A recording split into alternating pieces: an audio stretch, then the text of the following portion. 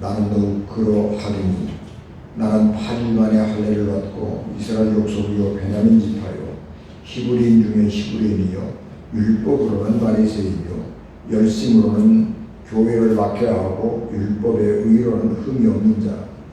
그러나 무엇이든지 내게 유익하던 것을 내가 그리스도를 위하여 다 해로 여길 뿐더러 또한 모든 것을 해로 여김은 내 주 그리스도 예수를 아는 지식이 가장 보상하기 때문이라. 내가 그를 위하여 모든 것을 잃어버리고 벳을 눌러 여김은 그리스도를 얻고 그 안에서 발견되려 함이니 내가 가진 의는 율법에서 난 것이 아니오 오직 그리스도를 믿음으로 말미암은 것이니 곧 믿음으로 하나님께로부터 난 의라. 내가 그리스도와 그 부활의 권능과 그 고난에 참여함을 알고자 하여 그의 죽으심을 본받아 어떻게 해서든지 죽은 자 가운데서 부활에 이르려 하노니 내가 이미 얻었담도 아니요 온전히 이루었담도 아니라 오직 내가 그리스도 예수께 잡힌 바 된 그것을 잡으려고 달려가노라. 형제들아 나는 아직 내가 잡은 줄로 여기지 아니하고 오직 한 일 즉 뒤에 있는 것은 잊어버리고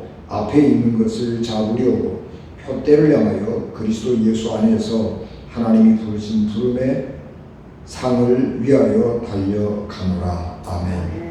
기도하겠습니다. 은혜가 충만하신 아버지 하나님, 놀라우신 주의 은혜를 충만하게 하시고 이 의료관 종 위에 하나님의 능력과 권능을 갑절로 더하여 주시옵소서.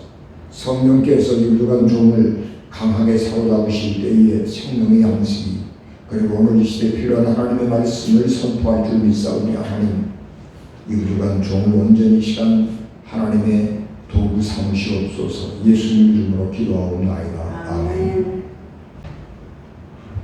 이 러시아 공사관 통역관이었던 김흥육이라고 하는 사람이 이 공군횡령 혐의로 유배형을 받게 될 때에 불만을 품고 고종황제를 독살하라고 했던 사건이 있었습니다. 1898년 9월 12일 날 고종이 커피를 마시고 있었는데 그 커피에다가 다량의 아편을 섞은 겁니다. 그래서 그 커피를 마시고 죽을 거라고 생각을 한 거죠. 근데 이게 고종황제가 커피를 한 모금을 마셔보고 맛이 이상하다고 먹지를 않았습니다. 그래서 이렇게 이제 그 시도가 실패했는데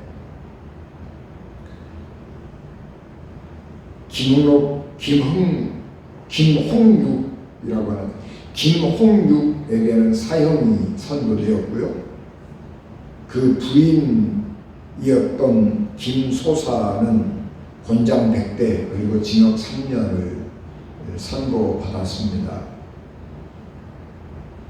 그러나 이 고종황제는 그 본인에게는 사형을 집행하도록 했고 그 부인에게는 곤장 100대 그리고 3년 징역살이보다 조금 형이 가볍게 귀양을 명령을 했습니다. 당시 그 최인천을 중심으로 한 수구 세력들은 더 엄격한 벌을 내려야 한다고 생각을 했고 또 연좌제라고 그러죠. 그 관계된 가족 모두에게 다 아주 심각한 형벌을 내려야 한다고 생각을 했지만은 고종황제는 그게 아니다. 그러면서 그 본인 그리고 그 부인에게만 책임을 물은 것입니다. 그리고 김홍육은 사형이고 집행되었는데 이 공개처형 형식으로 진행을 했고 시신을 거리에 끌고 다니면서 사람들에게 보여주었습니다. 그런데 고종황제가 사람을 그렇게 처형하면 안 된다라고 하면서 그렇게 공개처형하고 시신을 길거리에 끌고 다니면서 모욕을 했던 그 관료 신기선을 파면을 했습니다.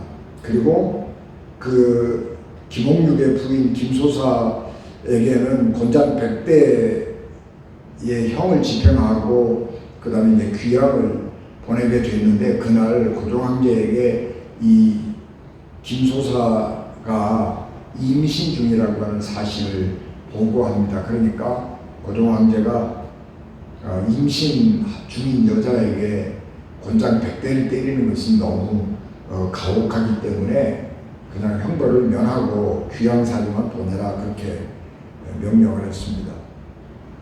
왜 그렇게 고종황제가 너그러워졌느냐 그러면 우리가 1894년에 동학혁명이 일어나죠. 봄에 동학 농민분들이 봉기를 해가지고 그 관가를 급습을 하면서 가지고 있는 그 당시의 조선사회가 가지고 있는 악습들을 폐지해 줄 것을 요구했지요. 그래서 가보개혁 혹은 가보경장 그러죠. 그래서 대대적인 개혁 조치가 한 3년 동안 걸쳐서 일어난 것입니다. 그래서 이 개혁 조치가 시행이 되고 있었는데 고종황제가 그 시행 조치를 잘 준수를 한 겁니다. 그래서 수구 세력들이 이 모든 개혁 조치를 뒤집고 옛날로 돌이키려고 생각을 했지만 고종황제는 안 된다 그렇게 얘기하면서 인권 그리고 여성 어린이를 보호하는 조치를 취한 것입니다. 다시 말하면 무슨 얘기냐 그러면 고종황제가 생각했던 것은 역사는 되돌릴 수 없다는 거지. 한번 개혁 조치를 시행을 해서 모든 사람들에게 그 개혁의 조치가 혜택으로 돌아가고 있는데 그것을 돌이켜서 일부의 사람들만이 특권을 누리는 그런 사회로 돌아갈 수 없다라고 하는 것을 보여주는 것입니다. 역사를 되돌리려고 하는 시도는 어느 시대에나 성공하지 못하고 성공할 수도 없는 것입니다. 역사를 되돌리려고 하는 시도들이 교회 안에서도 있었습니다. 사도 바울이 복음을 전할 때에 유럽으로 제일 먼저 가서 교회를 세운 교회가 빌립보 교회였고, 이 빌립보 교회는 믿음이 아주 아름답게 잘 자라서 사도 바울이 굉장히 좋아하는 교회, 사도 바울이 아주 소중하게 생각하는 교회였습니다. 그런데 그 빌립보 교회에 예루살렘으로부터 내려온 유대인 그리스도인들이 도착을 해가지고 빌립보 교회 성도들에게 뭐라고 얘기를 하는가 그러면, 사도 바울이 가르치는 그 믿음은 틀렸다.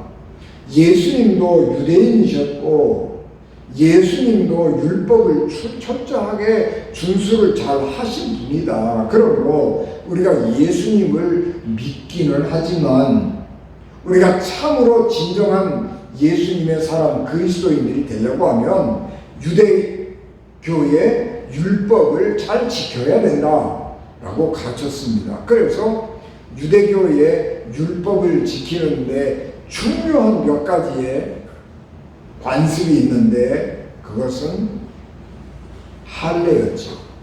그래서 예수 그리스도를 믿은 사람도 할례를 받아야 된다, 그렇게 주장을 했습니다. 이 빌립보 교회 사람들은 비유대인들이 있잖아요. 이 유대인이 아닌, 우리가 유대인의 표현을 빌리면 이방인들이 있었는데, 이 이방인들은요 할례를 행하지 않는 사람들이에요. 그러니까 교회 안에 그리스도인 된 사람들, 이방인들에게 유대교 그리스도인들이 와가지고 우리 모두 할례 안 받은 사람은 할례를 받아야 진짜로 우리가 예수님을 믿는 사람이 된다고 주장을 한 것입니다. 그래서 믿음의 혼란이 생기게 된 겁니다. 이런 사실을 알게 된 사도 바울이 고린도 교회에게 편지를 하면서 예루살렘에서부터 내려온 유대인 그리스도인들에게 아주 혹독한 비판을 합니다. 우리가 오늘 공독을 안 했습니다만 빌립보서 3장 1절에서 3절 읽어보면, 이방인 중에서 그리스도인 된 사람들에게 할례를 받아야 되고 율법을 지켜야 된다고 믿는 사람들을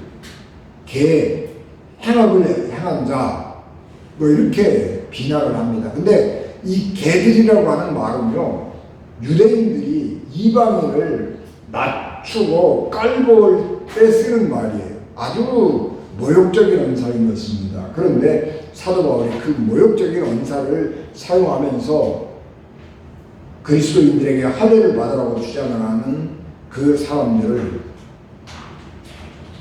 개들이라고 비난을 하면서 그런 것은 하지 않아도 된다고 주장을 합니다. 왜 그러냐 그러면, 사도 바울이 유대인 세계를 벗어나서 전 세계를 나가서 복음을 전하고 다닐 때에 이방인들도, 유대인이 아닌 사람들도 예수님을 믿게 되었는데, 그때 예수님을 믿게 될 때에 보니까 이방인이나 유대인이나 할 것 없이 동일하게 하나님께서 성령을 부어주시고 성령의 능력을 부어주시는 것을 보았습니다.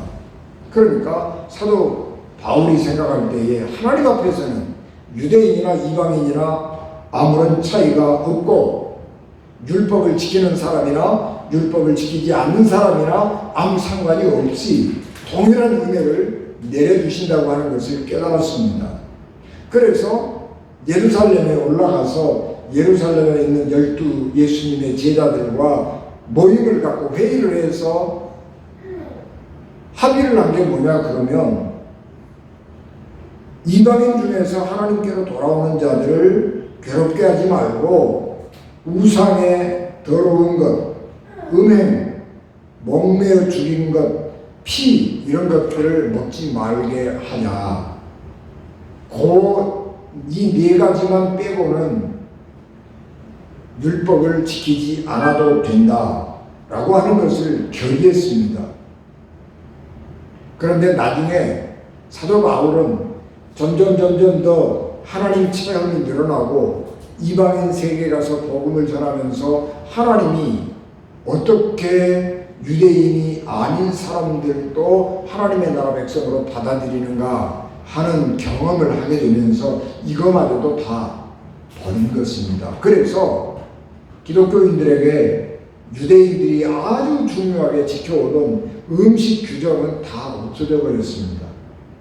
유대인들은 엄청나게 까다로운 율법의 규정을 지키고 살아가지만 그리스도인들에게는 유대인들이 지키고 있던 그 까다로운 율법, 그 음식 규정 하나도 안 지키는 겁니다. 그래서 하나님께서 주신 것, 시장에서 파는 것, 그것은 양심을 위하여 먹지 말고 감사함으로 먹으라. 그렇게 사도 바울이 금명하고 있는 것입니다.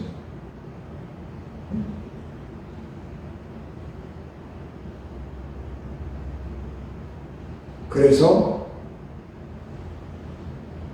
사도 바울은 유대인 그리스도인들에게 믿음이라고 하는 것은 그런 것이 아니라고 하는 것을 가르칩니다.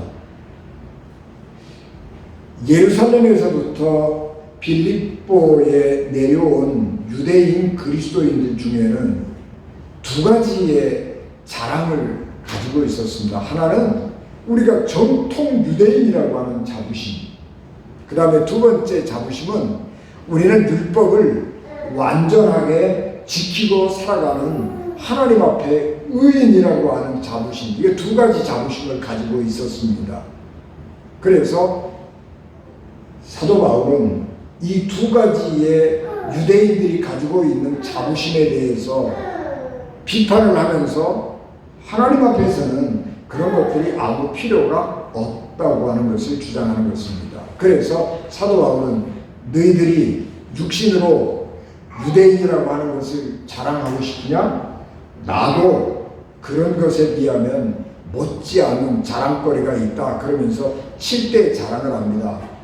나는 태어난 지 8일 만에 할례를 받고 베냐민 지파에서 태어났고 히브리인 중에 히브리인이고 아주 율법은 철저하게 지켰던 사람이고 그래서 예수님 믿는 사람들을 박해까지 한 사람이다. 그렇게 이야기를 합니다. 이게 내가 히브리인 중에 히브리인이다 라고 말하는 것은 사도 바울은 내가 실력으로 보아도 누구에게 떨어지지 않는다라고 하는 겁니다.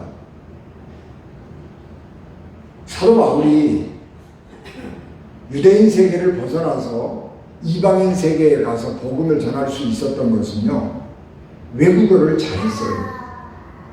헬라어를 굉장히 잘했죠. 그래서 헬라 세계에 가서 복음을 전할 수 있었습니다. 뿐만 아니라 예수님 당시에 유대인들은 아람어를 썼습니다.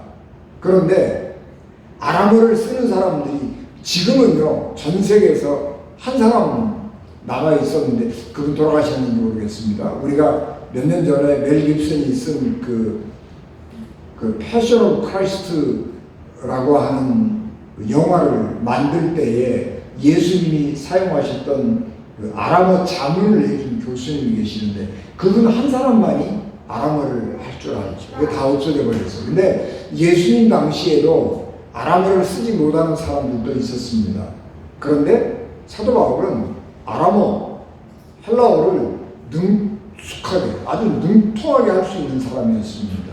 그러니까 실력으로 보나 믿음으로 보나 율법으로 보나 나는 자랑하려고 마음을 먹으면 얼마든지 자랑할 게 많이 있다.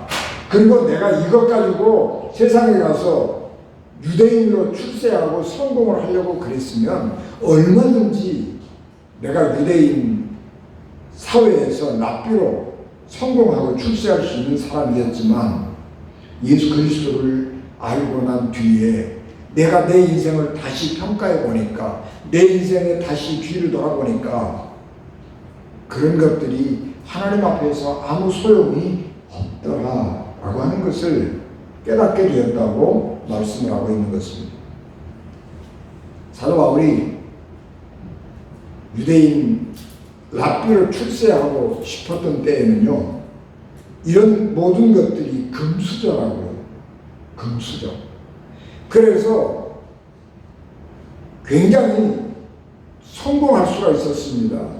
젊은 유대교 랍비로서 총망받는, 장래가 총망받는 가말리엘 문화생이었고, 아주 예루살렘에 있는 제사장, 대제사장 이런 사람들에게 신임을 받는 사람이었습니다. 그래서 스데반을 처형할 때에 자기가 책임졌잖아요. 바울이 사울이 책임지고 스데반을 처형했습니다. 그리고 젊은 나이에 다메섹으로 예수 믿는 사람들을 피박하러 갈 때에 책임자로 가는 것입니다. 유대교 랍비로 있었으면 사도 바울은 성공한 사람이었을 것입니다. 왜냐하면 그는 금수저이기 때문에. 그러나 다메섹으로 가다가 예수 그리스도를 만나고 나니까 자기의 삶이, 성공을 향해서 갔던 그 삶이 아무것도 아니라고 하는 것을 알게 되는 것입니다. 왜 세상적인 이런 것들이 하나님 앞에서 아무 필요가 없고 오히려 하나님과 가까이 하는데 걸림돌이 되느냐 그러면, 가진 게 많은 사람은요, 하나님을 의지할 필요성을 못 느끼는 거예요. 하나님이 우리에게 원하시는 것은 뭐냐? 그러면 하나님하고 우리하고 같이 살자는 거거든요. 나랑 같이 살자. 그래서 하나님 앞에 기도하고 하나님 말씀 연구하고 생각하고 예배드리고, 그래서 하나님하고 더불어서 살아가는 거예요. 그런데 가진 게 많은 사람들은요, 하나님을 의지할 필요가 없어요. 가진 게 많은 사람들은요, 기도할 필요가 없어요. 기도할 일이 없다고요. 아니 뭐 문제가 있으면 돈으로 해결하고 다른 사람 시켜서 해결하고 그러면 되는데 하나님 앞에 기도할 일이 뭐 있어요? 그러니까 세상에서 내가 뭘 많이 가지고 있다고 하는 것은 세상에서는 자랑거리가 될 수 있을지 모르지만 하나님 앞에 나가는 데는 방해물이, 장애물이 되는 거예요. 그래서 하나님의 뜻을 이루기 위해서는 그런 것들을 버릴 수밖에 없는 것입니다. 세상 사람들은 성공하기 위해서 살지요. 그래서 산을 올라간다고 치면 꼭대기, 정상을 꼭 가야 내가 성공했다고 생각을 하는 거예요. 그러나 여러분, 우리가 꼭 산꼭대기 올라가야 그게 등산인가요? 아니라고요.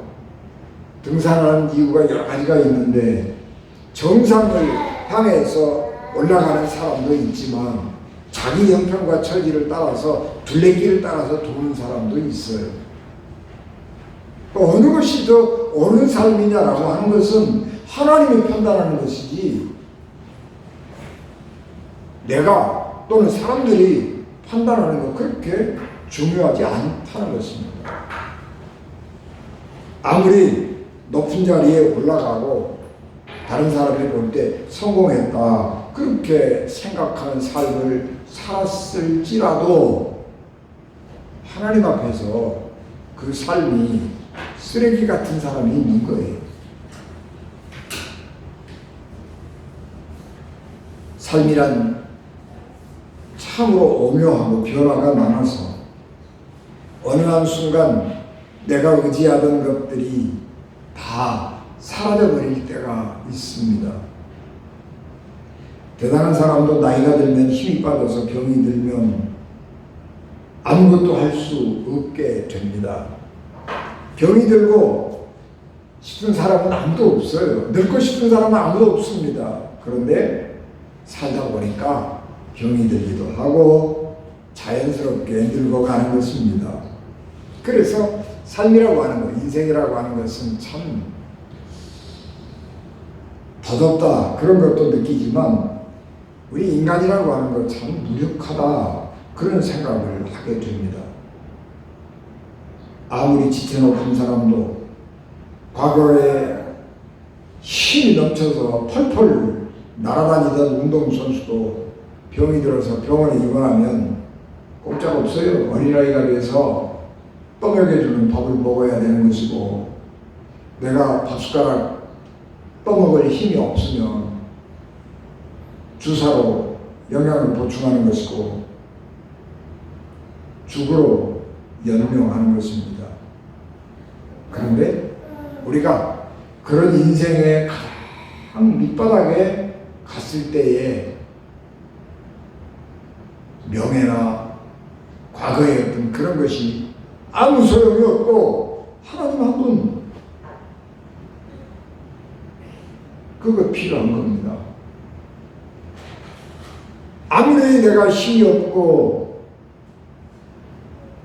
병석에 누워 있어도 주의 이름을 부르고 하나님을 찬양하는 찬송을 부르고 찬송을 듣고 하면서 죽음이 두렵지 않은 것이고 마음의 평화를 누리는 것이고 내가 하나님 앞에 담대하게 간다 그런 생각을 하면 마음이 평안해지는 것입니다.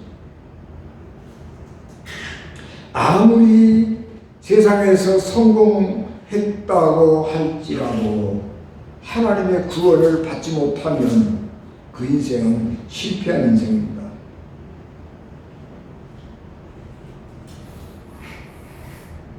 예수 그리스도가 얼마나 큰 힘이고 소망인가 하는 것은 경험해보지 않은 사람은 모르는 것입니다. 그런데 사도 바울은 그런 것들을 철저하게 경험한 것입니다. 빌립보에 내려온 유대인 그리스도인들 중에는 자기는 율법으로 완전하다고 믿는 사람들이 있었습니다. 나는 그래서 하나님 앞에서 율법을 철저하게 잘 지켰기 때문에 나는 하나님의 의롭다 하는 인정을 받는 사람이다 라고 하는 자부심을 가지고 사는 사람들이 있었습니다. 그러나 하나님 앞에서의 완성이라고 하는 것은 없습니다. 사람은 항상 변하는 거죠. 늘 변해. 어떤 한순간에 가장 완전한 것처럼 행동을 한 사람도 어느 한순간에 나락에 떨어져서 아주 비참한 지경에 떨어지는 사람도 있고 어떤 한순간에 판단 잘못하고 선택 잘못해가지고 그냥 오명을 뒤집어 쓰기도 하고 자기가 쌓아온 성공을 송두리째 날려버리는 그런 사람들도 있는 것입니다. 그래서 우리는 늘 내가 완전하다 그런 게 아니고 내가 정말 부족하기 짝이 없는 사람이다 라고 하는 생각을 가지고 늘 겸손한 마음을 가지고 살아야 하는 것입니다.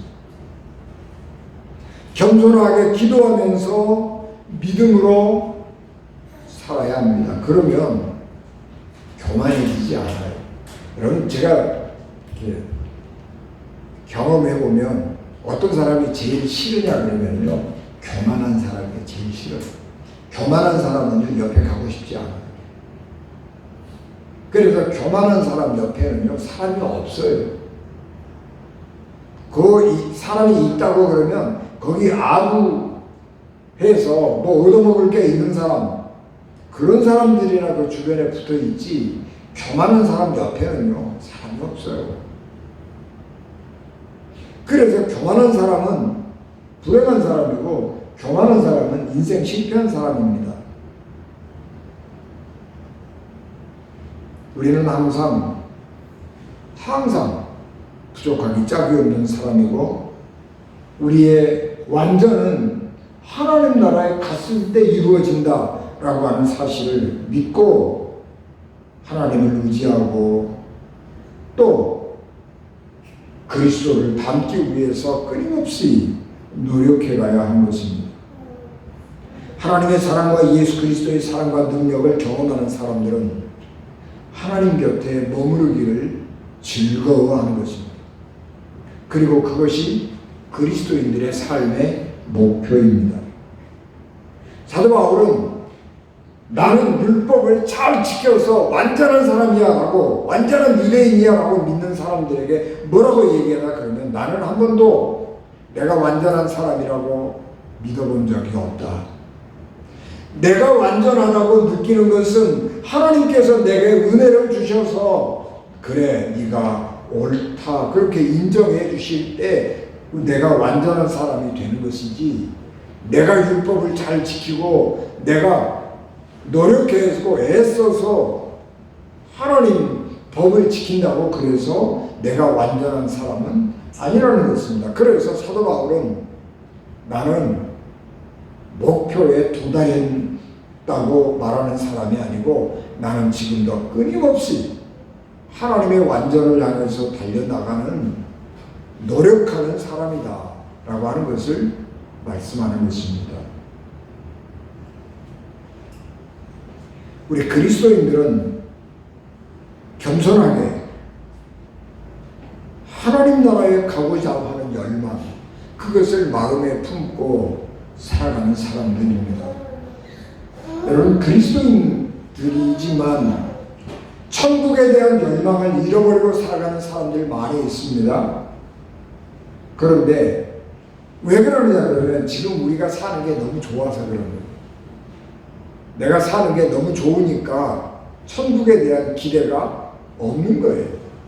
근데 천국에 대한 열망은 언제 생기냐 그러면 내 삶이 어렵고 힘들어지면 열망이 생기는 거예요. 우리가 코로나 때문에 어려워지고 여러 가지 전쟁과 난리 때문에 우리가 어려워지게 될 때 사람들은 천국을 그리워하게 될 것입니다. 단테가 신곡이라고 하는 아주 대서사시를 썼지요. 지옥에서부터 시작해서 연옥 천국에 이르렀는데 단테가 신곡을 13년 걸려서 썼거든요. 근데 단테가 이 신곡을 쓰면서 천국을 그리워하는 그때는 언제냐 그러면 자기가 정치적으로 경제적으로 굉장히 어려웠던 때였어요.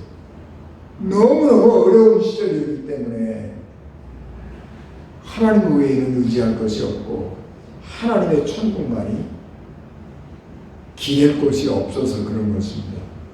여러분, 우리가 조금 넉넉하게 마음 편안하게 살 수 있다고 그래서 천국을 잃어버리면 안 되는 것입니다. 믿음에는 반드시 보상이 있게 마련입니다. 그래서 사도 바울은 나는 하나님의 부르심의 상을 얻기 위해서 달려가는 사람이다, 그렇게 자기를 소개합니다. 사도 바울이 하나님 앞에 내가 어떤 상을 얻을 것이냐 하는 것은 분명하게 말하지 않았습니다. 그러나 사도 바울이 여러 곳에서 내게는 하나님께서 예비해 주신 상급이 있는데 생명의 면류관, 의의 면류관이다, 그렇게 말합니다. 생명의 면류관은요, 보편적 상급이에요.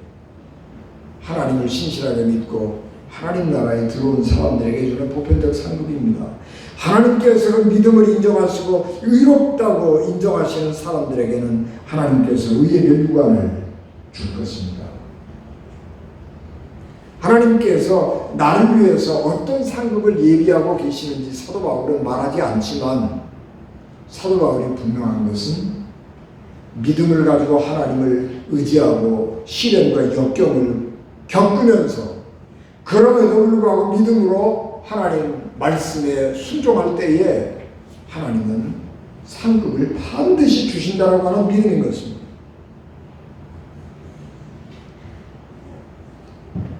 세상은 어떻게 보면 좀 불공평하죠. 그래서 탁월한 재능을 가지고 있지만 그 재능을 발휘를 못해서 힘겹고 어렵게 살아가는 사람이 있습니다. 세상의 인정을 못 받고 살아가는 사람이 있습니다. 그러나 믿음의 세계에서는 절대로 그런 일은 없습니다.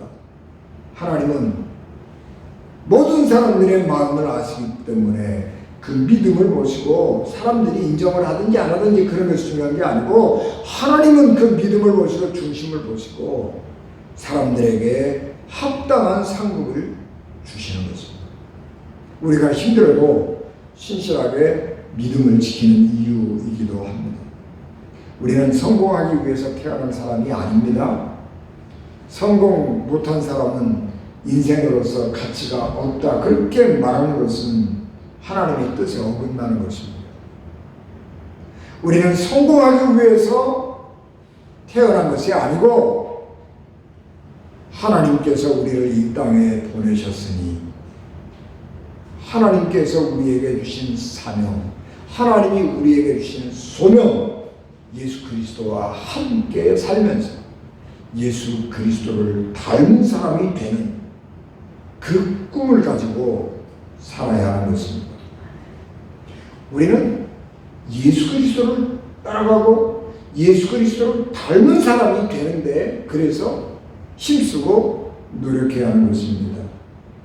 우리가 믿음의 길을 갈 때에는 힘들고 외롭고 고단할 때가 참 많이 있습니다.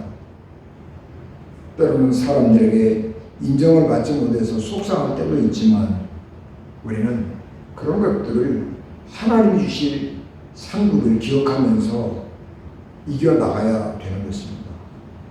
믿음이 옅어지면 영적으로 정신병이 들지요. 그래서 많은 사람들은 마음의 병을 가지고 살아갑니다. 성공하고 돈을 많이 버는 삶을 추구하는 사람이 아니라 우리는 하나님의 부르심을 이루기 위해서 살아야 하는 것이고 그런 사람이 진짜로 성공한 사람입니다. 이제 사순절도 거의 끝났습니다.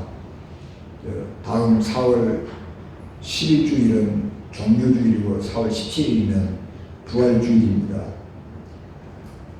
우리는 십자가를 생각하면서 또 우리 이 코로나 때문에 아주 조심해 가면서 살아왔고 그래서 세상살이가 좀 많이 힘들다 그런 생각을 하죠. 또 교회도 이 코로나 때문에 활력을 완전히 다 잃어버렸어요. 속회 예배, 뭐 새벽 기도회, 수요 기도회, 그 심야 기도회 이거 다 없어져 버렸어요. 주일 낮 예배 하나 딱 드리는 거예요. 어떤 데는 뭐 수요일 예배를 뭐 11시에 드리기도 하고 새벽 기도 요즘에 조금 됐습니다만 성도의 교제가 다 없어져 버렸어요. 그래서 교회 오면 재미가 없어요. 그런데다가 아는 사람들 가끔 사라져 버리고 안 보이고 그러니까 교회에서도 재미없고 세상도 재미없고 이제 그런 것이 우리의 현실이지만은 믿음이라고 하는 것은 그럼에도 불구하고 하나님이 내게 주신 자리를 지키는 것입니다. 그 믿음의 자리를 잘 지키면서 하나님의 상급을 바라고 사는 우리 연진가족 되시기를 주 예수 그리스도 이름으로 축복합니다. 기도하겠습니다. 은혜가 충만하신 아버지 하나님, 은혜와 사랑을 감사합니다. 저희들을 하나님의 은혜와 능력으로 강하게 하시고 주의 성령께서 우리를 견고하게 붙들어 주시옵소서. 예수님 이름으로 기도하옵나이다. 아멘.